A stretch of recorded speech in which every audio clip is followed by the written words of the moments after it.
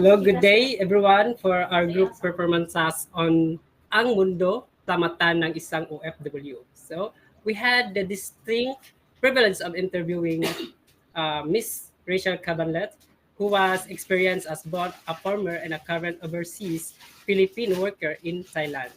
So, Miss Cabanlet, who has experience as both a former and a current overseas Filipino worker in Thailand, for accepting for invitation.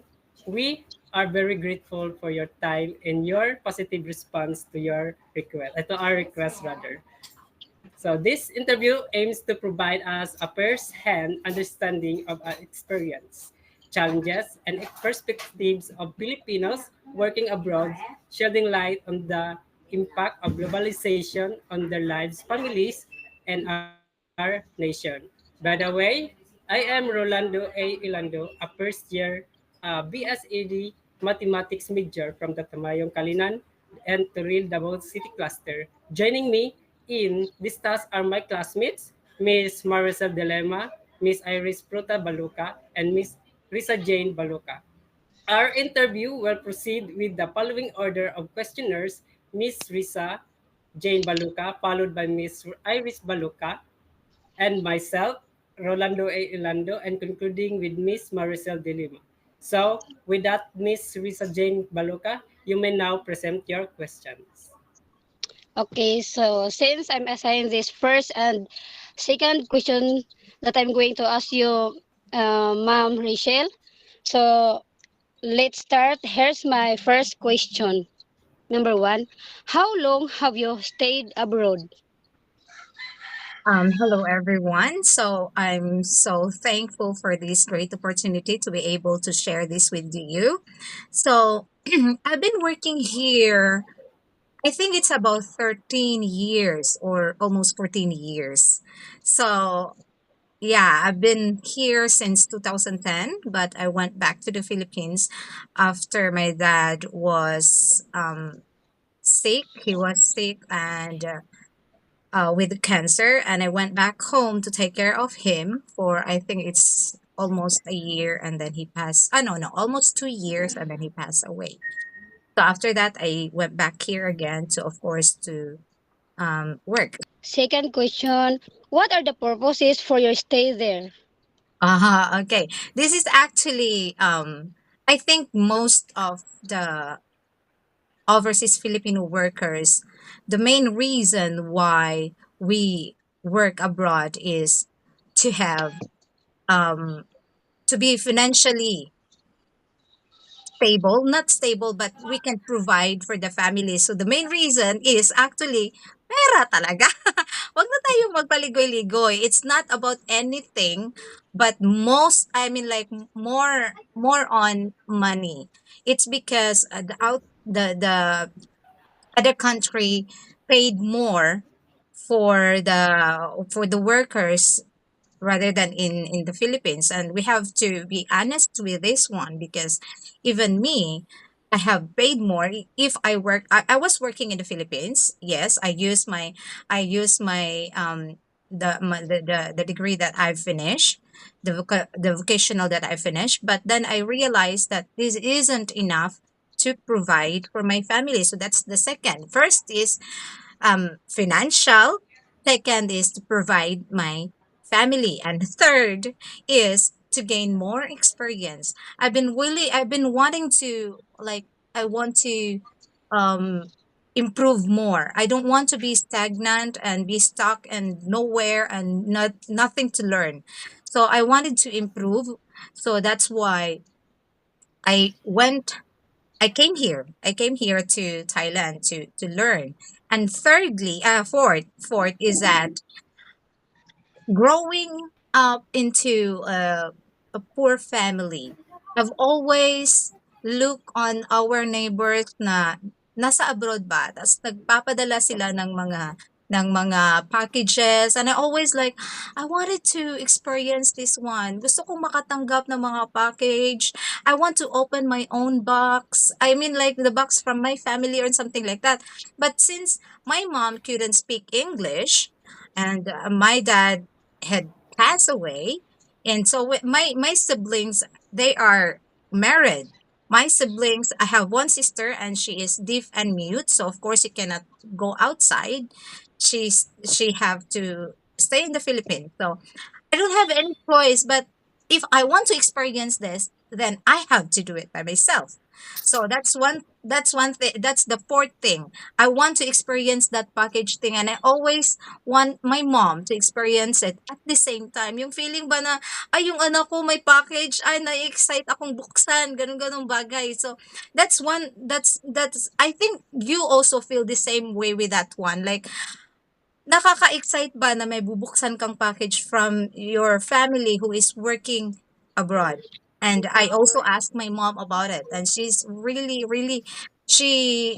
want to experience that. And I'm so glad that I did provide those things to my mom. So yun yung mga bagay na um reason why I choose to work here.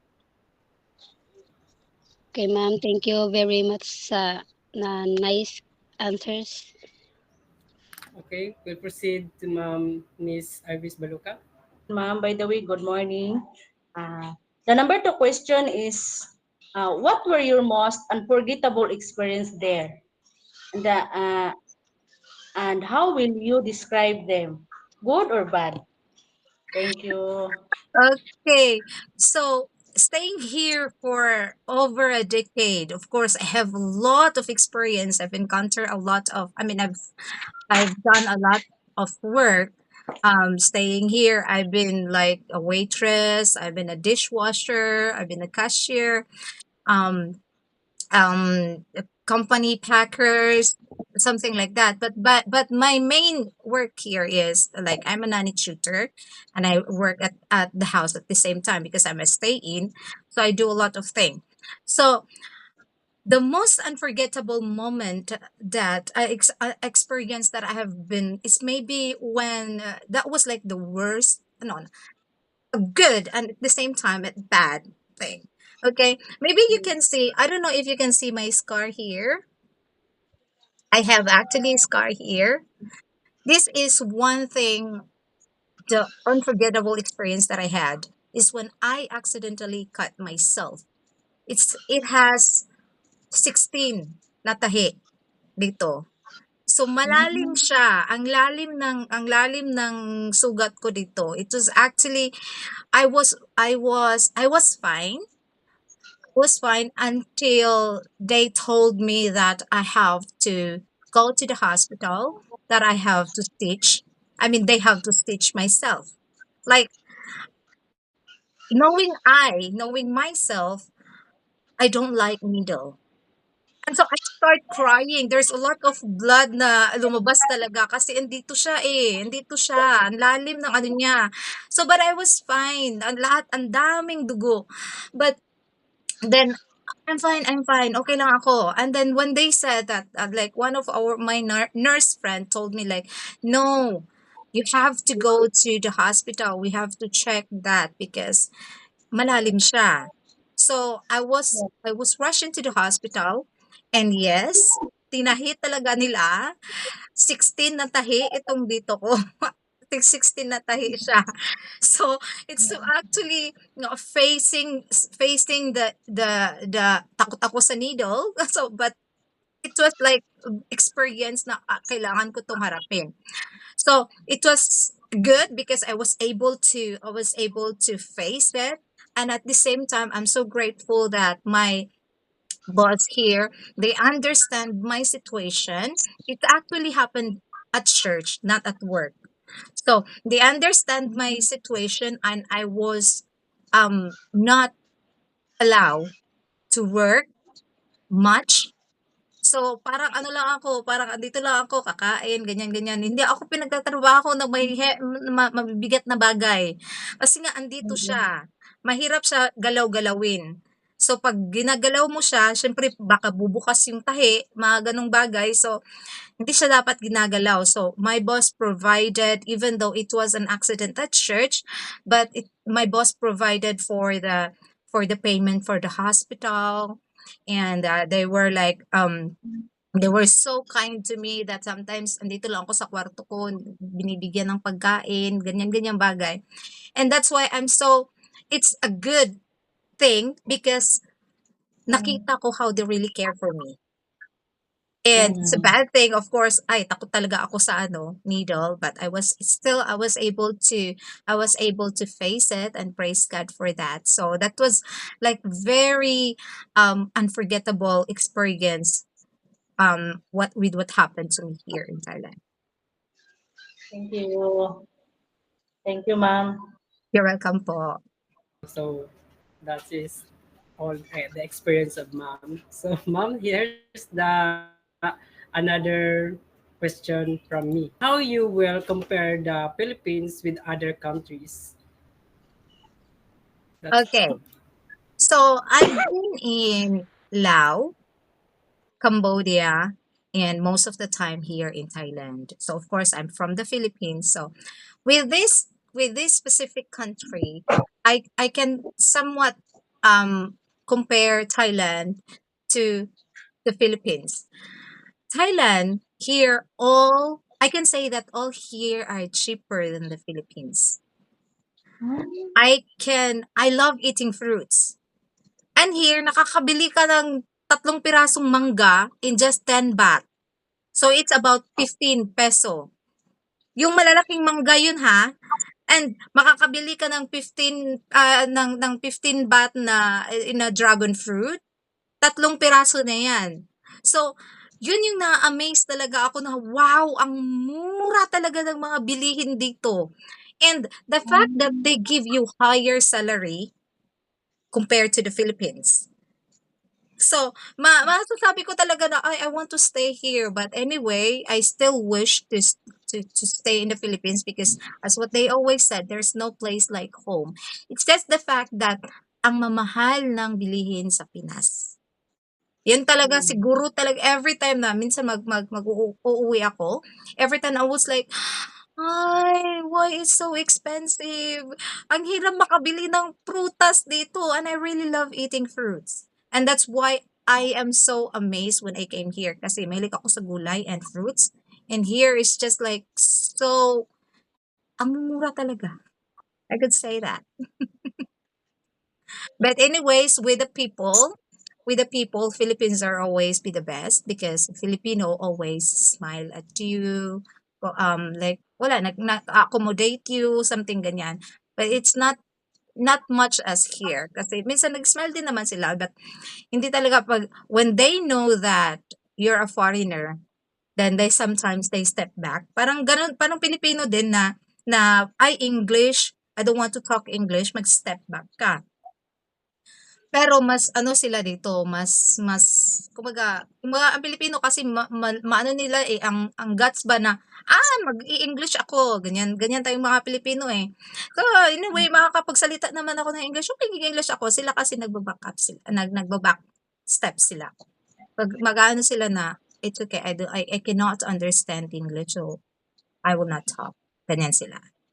But yeah, that's how I can differentiate or compare the Thailand and Philippines.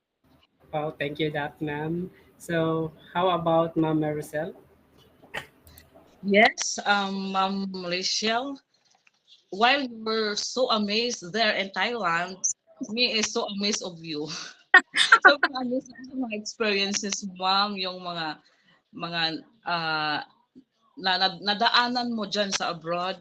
At alam kong may mapupulot talaga kami, no? So this would be the last guide questions, ma'am. This would be my question would be the last guide question, no? So the question is, do you want to go back abroad or to other countries in the future, or why and why not? Okay, as what I have said a while ago, I don't want to be stagnant. I want to grow. I am craving for improvement, and this is one reason why I choose to study in Grace mission college because I wanted to improve myself. I know I can do better. And I think every one of us here, we know that we can do better. So I don't want to be stuck here. I want to, it either I will go back to the Philippines and hopefully if I will be able to graduate, hopefully I can teach there or other country. Why I choose math major? Because in other country they are more on like they wanted to hire math teachers. Okay? As the fact that I'm not good in English as well. I don't like I don't like doing with the grammar, everything like that. That's one thing. That's why I didn't choose English. I choose math because I wanted to go other country. I plan, hopefully by God's grace, hopefully by his um um guidance, I will be able to go to the other country, maybe western this time. So I wanted to do more. I know we can do more. I know I can do more. So parang gusto ko talagang like, okay, push natin yan, push natin yan. I want to, that's why I don't want, like I always said, I don't want to be stagnant. Ayokong mabulok dito. Gusto kong mag-grow every day. Mga ganun kasi yung ano ko ba, laban tayo. So, yes, I plan with his guidance, with God's guidance, with his makapunta naman sa ibang lugar. So, maybe western countries like that, mga ganyang bagay. So, that's my Pero as always, uwi pa rin talaga tayo sa Pinas. Kumbaga, ma'am, gusto mong mag-fly high pa, di ba? Yun. Siyempre, lahat tayo nangangarap na parang lipad lang tayo. Di bale I mean, we always fall, but we should not stop there. We should not stop there. Step up tayo. Yung mga failure natin, gawin natin yung hagdanan para paakyat tayo ng paakyat. Or kung wala man tayong, kung hindi man tayo, sabi nga nila, kung hindi ka makatakbo, maglakad ka. If you cannot walk, then gumapang ka as long as you're moving. We should move. Kasi pag hindi na tayo nag-grow, life stop there. Okay? Di sabi nga nila pag saka na tayo tumigil, pagpatay na tayo. Kasi nga it stop there na eh. Pero pag buhay pa tayo, keep going lang talaga. Kahit anong mga problemang dumating sa buhay-buhay natin, laban pa rin kasi nga we have people na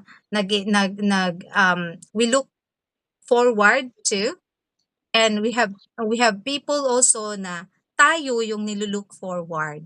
So we have to show them na if I can do it, then I know for sure that you can do it.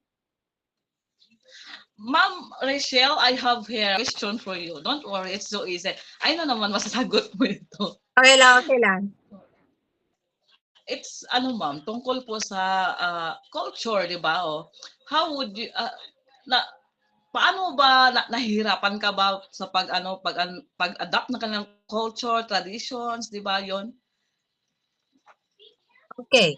So regarding with their culture here, as you know that Thailand is a Buddhist country. I am a Christian. So at first I was like, my main talaga is makakapagsamba kaya ako when I work there. Yun kasi yung ko. But then I've heard that okay lang kasi even though this is a Buddhist country, they are open. They have freedom. We have freedom to go to church. Okay? As long as you are following their rules, their law, they're fine. They're okay with it. They're so kind. I don't actually, meron naman tayong mga homesickness. Nangyayari naman talaga yun. But the people really help me a lot. Why? They are so kind to us. Ang babait nila. Kung mabait tayong Kristiyano, I would say they are more kind. Kaya nga nakukumpira ko sila sa Pinas ba? Kasi yung phone mo, halimbawa, or let's say bag mo, naiwan mo yan doon sa bus stop. Alam mo mga ilang araw pa yan dyan, hindi yan kunin. Sa Pinas, malingat ka lang, minsan wala na. Ganon. Ganong bagay ba? It happened talaga, and that's why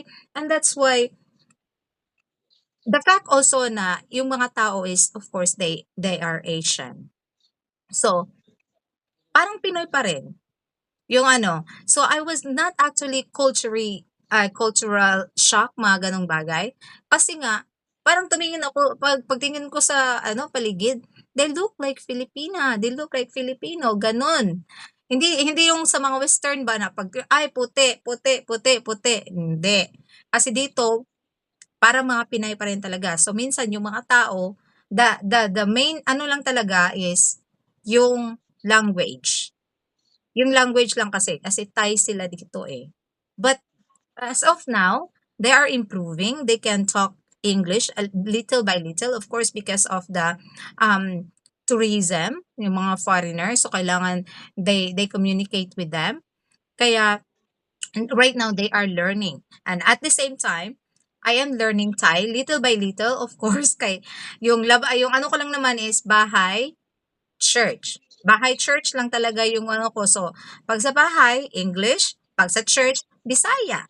Yun yung ano ko eh. Kaya mababa yung learning ko sa Thai. Kasi iba-iba din kasi yung how you deliver, how you pronounce the words. Nagbabago kasi yung yung meaning ng words na sasabihin mo. Kaya, hindi ako confident ba na mag-Thai? Kasi halimbawa, pag sabi nilang cow, pwede siya sa rice, pwede siya sa paliko, pwede siya sa puti. Wag ganun ba? Sabi ko, that's how kung paano mo ipo-pronounce yung words nila, mag-iiba talaga yung meaning. So, cow, pwede siya sa 9. Anong bagay ba yung how cow, cow, cow, cow. Mga ganun sila. Ay, pass. Ganyan talaga ako. Ayoko pero anyways, natuto pa rin naman. Kumbaga, sabi nila, survival sa how you stay here. Yung Thai mo talaga pang survival lang talaga, pang market. Ganon. Pang tanong, magkano to? Magkano yan? Yun talaga yung Thai ko. Again, ma'am, thank you very much sa pag-answer. At yun, sobrang amis talaga ako sa iyo, ma'am, no, sa mga experience mo dyan. At syempre, ang dami namin natutunan, ma'am. Thank you very much. At alam ko, hindi lang ako, pati yung mga ka-groupmates ko may natutunan din. At syempre, pati yung mga viewers, alam ko may natutunan sila about sa being an OFW, especially there in Thailand, ma'am, from you. So, Sir Rolando and other groupmates, baka may questions din kayo na i-add or... Okay, how about Ma'am Irish or Riza? So thank you, Ma'am Rochelle, for very approaching, very clear. So na-amaze talaga kami sa mga sagot mo. Thank you very much. You're Yun lang welcome po. po. Ano mo po ba na yung pag-travel mo dyan po? The first, paano ako pumunta dito? Actually, yung pagpunta ko dito before, that was like a tourist muna. Nag-tourist muna talaga ako kasi may pinsan, I have a cousin here. She was a teacher at that time, and it was like a gift. Parang gift sa akin when I came here because this was like 2010. She invited me to come here and visit. That was like my birthday. And at the same time, yun, pinapunta niya ako dito and I decided to look for a job. That's how I started here. I came here as a tourist, but then at the end, I decided to look for a job and find a better opportunity than staying in the Philippines or going back to the Philippines. Wow, so thank you very much for that, ma'am, and to amazingly answers our questions. So by the way, we are finished, but I summarized every questions that we have. We have your answers. So main reason abroad to be a financial talaga. You're financially needed. So in here in the Philippines, first is financial. Yes, it is true. And you have provided for a family, financially, and experience. You did not want to stagnant. Yes, Mm. you don't want to be a stagnant. And four is growing a poor family. She want to experience a balikbayan, which is she want to experience how to receive a balikbayan from the other countries. So, which is experiencing a full surprises at the Thailand, so other countries. But she was waiting.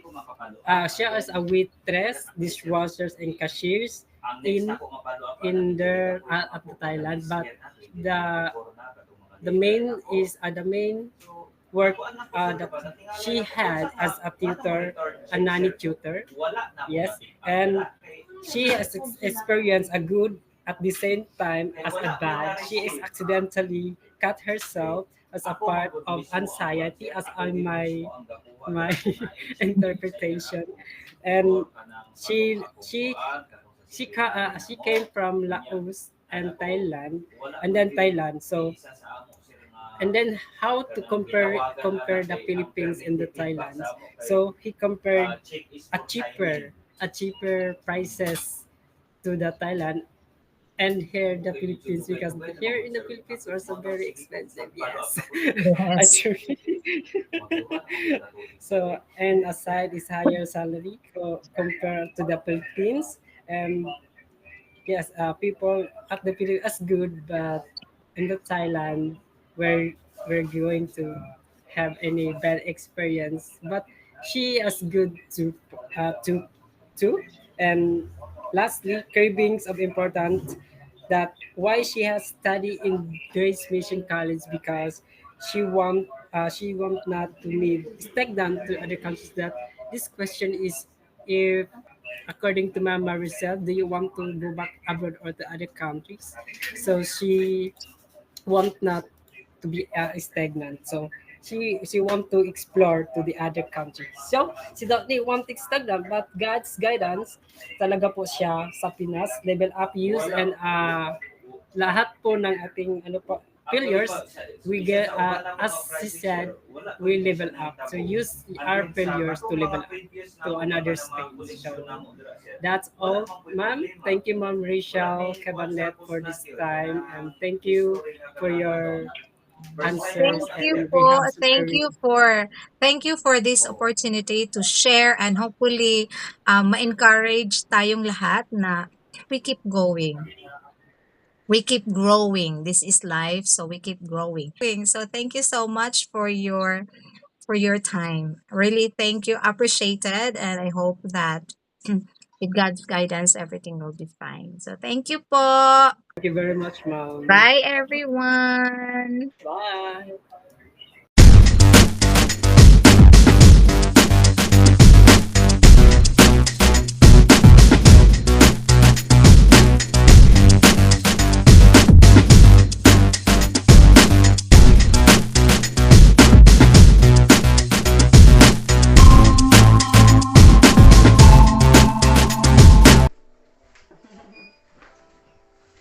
Hello everyone! Good day! So this is Blessing Marie Alpacolor. I just want to have an interview with an OFW. One of our OFWs. She is having her therapy this near noon. So our activity to ang mundo sa mata ng isang OFW. So I will be interviewing a former OFW. She is my co-worker in our foundation. So, let me start the question. What is your name, ma'am? Hi, good afternoon. My name is Maria Leonora Aponesto, but just call me Sarah. Okay, Ate Sarah, how young or how ageless are you now? I'm 54 years young this year. Okay, so where do you live?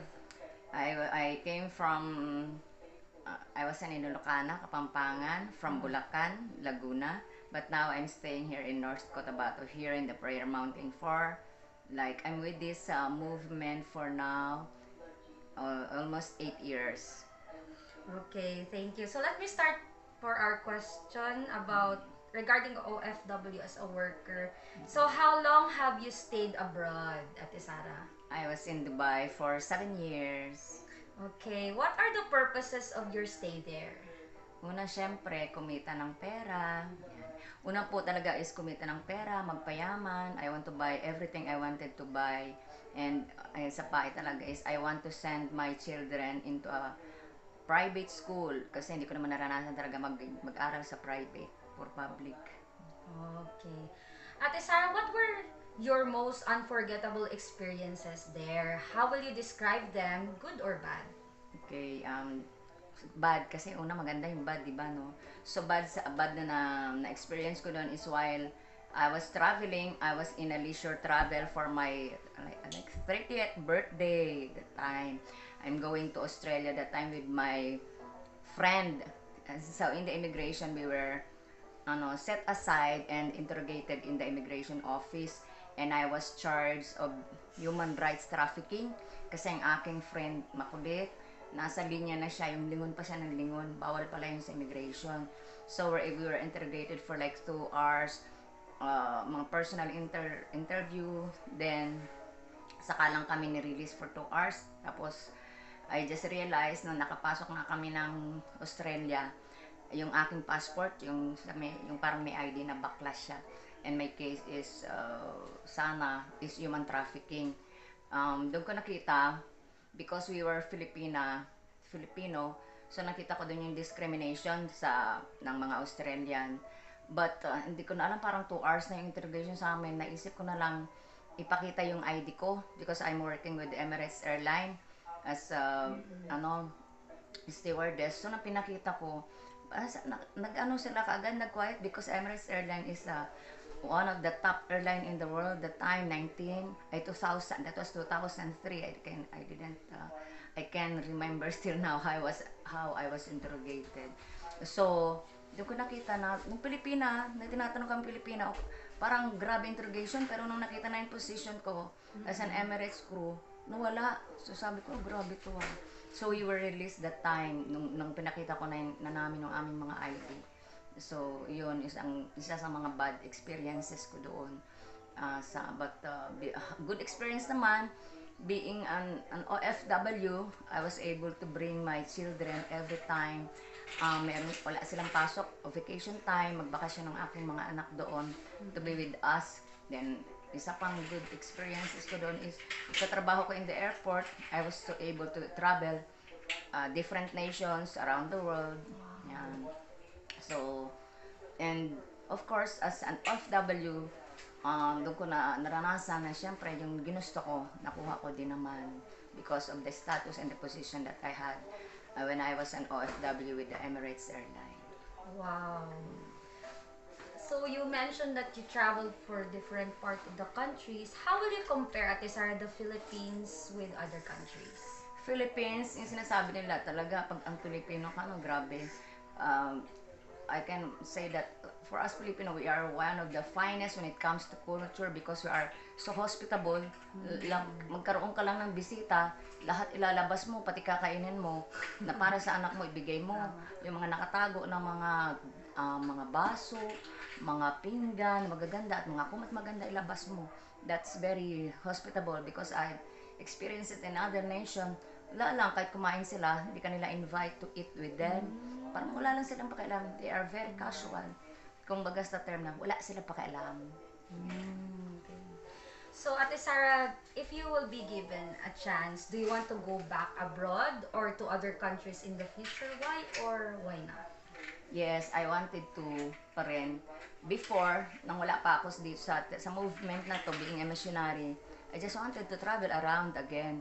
But when I encountered the Lord in this place, then nag-serve ako as a missionary, now I wanted to travel. Sabi ko, nang hinayang ko, sana pala, that time when I was traveling around the world, sana pala naging Kristiyano na ako. Para naman i-share ko si Jesus.